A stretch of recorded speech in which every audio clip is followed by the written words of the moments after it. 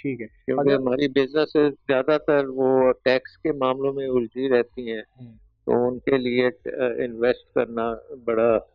مشکل ہے. صحیح. اب یہ جو سلمان صاحب اس فسکل ایئر کے جو ابھی 7-8 ماہ گزرے ہیں اس میں ہم یہ دیکھ رہے ہیں کہ فورن ڈائریکٹ انویسٹمنٹ جس پر ہمیشہ سے بہت زیادہ پاکستان کا زور رہتا ہے کہ وہ اس میں اضافہ ہونا چاہیے. پچھلے 23-24 سال میں کم و بیش $2 ارب پر ایئر کے حساب سے وہ ملتی رہی ہے پاکستان کو، لیکن اس سال اس ٹارگٹ کے قریب ہم 7-8 ماہ میں ہی پہنچ گئے. یعنی اتنے چیلنجز کے باوجود بھی ایک اس سیکٹر میں ہمیں گروتھ نظر آ رہی ہے. یعنی فورن کمپنیز کا، فورن انویسٹرز کا اس وقت ایک تھوڑا ایک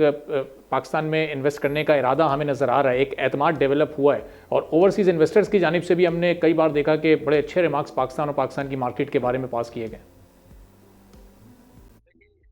ایک تو یہ ہے کہ investment to G D P ratio جو ہے پاکستان کی، وہ ابھی بھی 13-14% پہ گھوم رہی ہے، اور ہمیں تقریباً یہی ریشیو 25 سے 30% پہ لے کے جانی ہے، یعنی مور دین ڈبل کرنے کی ہمیں ضرورت ہے. اور اس کے ساتھ ساتھ ڈومیسٹک انویسٹر اور فورن انویسٹر دونوں اس میں اپنا حصہ ڈالیں، اور انویسٹمنٹ جو ہے وہ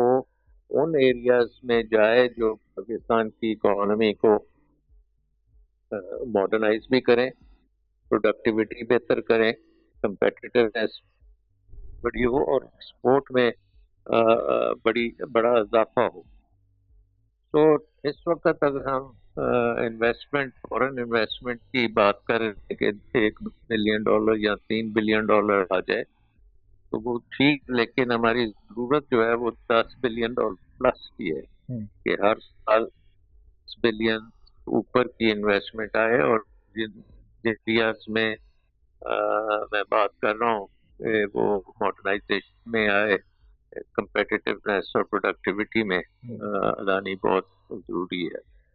اب اس میں ہم یہ بھی دیکھتے ہیں کہ ہم نے ایس آئی ایف سی جب بنائی ہے تو ہم نے یہ ایڈمٹ کر لیا ہے کہ پاکستان کا بیوروکریٹک نظام جو ہے اپنے طور پہ انویسٹمنٹ کے خلاف ہے،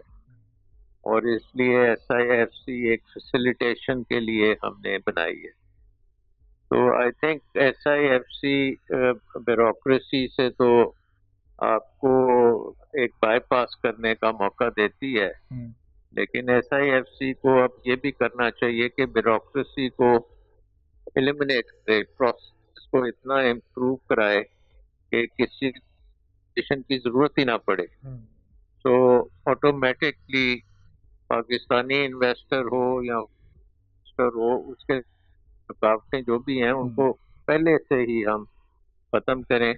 ڈی ریگولیٹ کریں اکانومی کو، بیوروکریسی کو اکانومی میں سے نکالیں. سلمان صاحب، جب سے ایس اور آئی ایف سی پھر کی ہم نے فارمیشن دیکھی ہے اور اس کے جن سیکٹرز پر ان کا خاص طور پر فوکس ہے، آئی ٹی پر یا مائنز اینڈ منرلز پر، ان کو ہم نے آئی ٹی کو خاص طور پر بڑا گرو ہوتے پچھلے 7-8 مہینوں میں دیکھا ہے، اس کی بڑی اچھی ایکسپورٹس ہوئی ہیں. اور اس کے ساتھ ساتھ مائنز اینڈ منرلز میں جو اس وقت ہم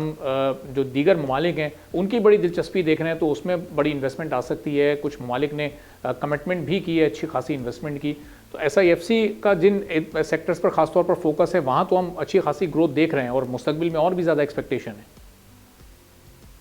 جی، میں تو یہ کہہ رہا ہوں کہ ایس آئی ایف سی کو بہت فوکس طریقے سے اکانومی کو ڈی ریگولیٹ کرنا چاہیے. اور ڈی ریگولیٹ کا مطلب یہ ہے کہ جو ہم نے نظام بنایا ہوا ہے، بیوروکریٹک نظام میں جو این او سیز کا نظام ہے، یا جو پروسیسز ہیں، جو بڑے مشکل پروسیسز ہیں زمین خریدنے کے یا کنیکٹیوٹی کے لیے، بجلی کے لیے، پانی کے لیے،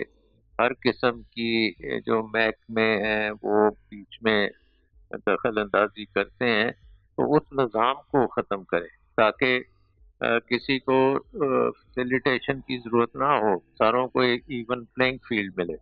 وہ بہت ضروری ہے، وہ انوائرمنٹ کریٹ کرنا بہت ضروری ہے. اور جیسے میں نے کہا کہ investment to G D P ratio کو ہمیں ٹارگٹ کر کے دیکھنا چاہیے کہ وہ ہم 25 سے 30% کتنی جلدی لا سکتے ہیں. ابھی تو آپ نے دیکھا کہ پچھلے 2007 میں 20% سے اوپر تھی investment to G D P ratio, لیکن 2008 میں وہ 12% پہ آ گئی، اور 2008 سے آج 2025 آ گیا ہے، وہ 12 13 14 اسی رینج میں چل رہی ہے۔ تو ہمیں انویسٹمنٹ کو ڈبل کرنا ہے، کم از کم 25 سے 30% آف جی ڈی پی پہ لے کے جانا ہے، اور اس کے لیے ہمیں ڈی ریگولیٹ کرنا پڑے گا، ہمیں پرائیویٹائزیشن کرنی پڑے گی، حکومت کا رول ختم کرنا پڑے گا، بیوروکریٹک نظام چینج کرنا پڑے گا۔ اور کچھ چیزیں ہم نے دیکھی ہیں کہ ایگریکلچر میں مثلاً ویٹ کے اوپر آپ نے پچھلے سال پروکیورمنٹ نہیں کی، جی اس سے ایک فارمرز کو نقصان تو ہوا ہے، لیکن اب وہ پہلا قدم ہے ایک مارکیٹ اکانومی ویٹ میں بنانے کا۔ تو حکومت کو چاہیے تھا کہ ابھی تک اس کے جو باقی ضروریات ہیں مارکیٹ اکانومی بنانے کے لیے، جس میں اسٹوریج آ جاتا ہے، جس میں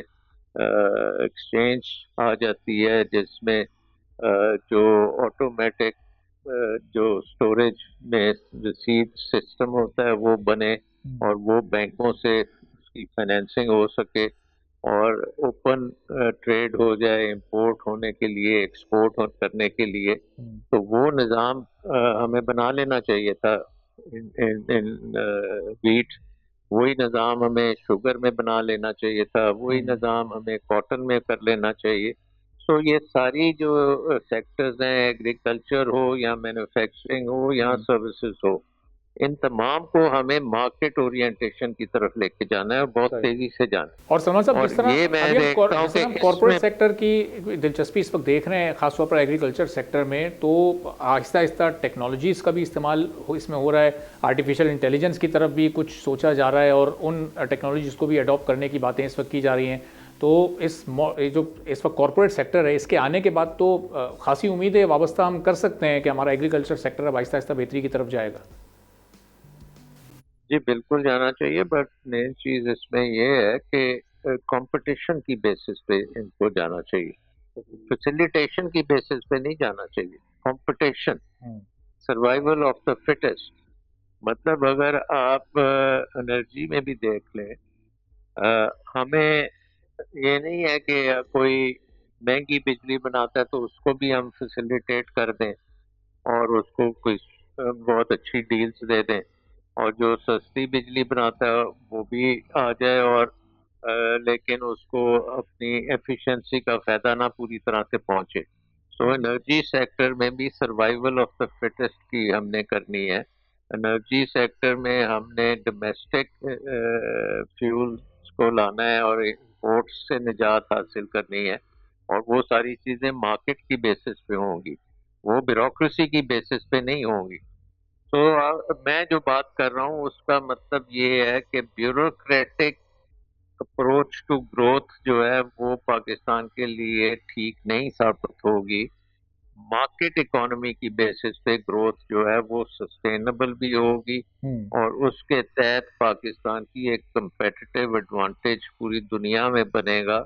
اور پاکستان پھر انویسٹمنٹ بھی اسی طرح آئے گی، کمپیٹیٹیو طریقوں سے آئے گی۔ یہ نہیں ہوگا کہ آپ کوئی پروپوزل لے آئیں اور ہم اسے فیسیلیٹیٹ کر دیں اور اس کو کمپٹیشن بھی نہ کرنا پڑے اور سروائیول آف دا فٹسٹ بھی نہ ہو۔ تو یہ ذرا بڑا ٹرکی معاملہ ہے۔ اس میں آپ دیکھیں چائنا نے بھی یہ جو اپنی ریفارمز کی تھیں، انہوں نے بیوروکریسی کو ختم کر کے مارکیٹ اکانومی بنائی تھی۔